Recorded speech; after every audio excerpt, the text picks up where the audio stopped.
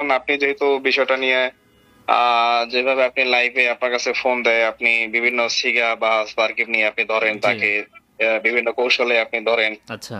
এরপর যেভাবে আপনি আলোচনা করেন আরকি। জি। তো আমি চাচ্ছি এখন হুম। আপনার এই বিষয়টা নিয়ে একটা মিটমাট হোক।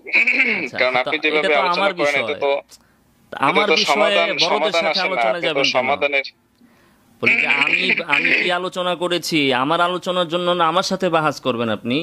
এটার জন্য বড়দের সাথে গতকাল বললেন যে আব্দুল মালিক সাহেব হুজুরের কথা, আমার কথার ব্যাখ্যার জন্য বা আমার এটার জন্য আব্দুল মালিক সাহেবের সাথে কেন বসবেন, হুজুরের সাথে কেন বসবেন?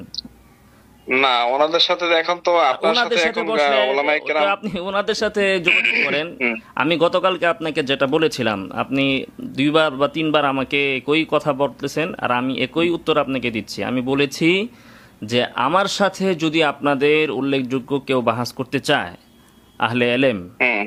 তাহলে আমি অবশ্যই বসতে রাজি আছি, এক। আর দুই হচ্ছে যে আপনি যদি বা আপনারা যদি অন্য কোনো আমাদের মহলের বড় ওলামায়ে কেরামের সাথে বসতে চান, তাহলে সেক্ষেত্রে তাদের সাথে আপনি যোগাযোগ করুন, এটা আমি বলেছি। আর আমি বলেছি যে সবচেয়ে সহজ হয়, আমি পরামর্শ দিয়েছি, এটা এটা আমার বা আপনার উপর কোনো ইয়ে না। আমি বলছি যে আপনি যদি বড়দের সাথে বসতে চান আপনাদেরকেও, তো ওনাদের সাথে আপনি যোগাযোগ করেন। আপনি বললেন যে আব্দুল মালিক সাহেব হুজুর কি আমার কথা মানবে কিনা, না, আমার কথা বললেন। আমি তো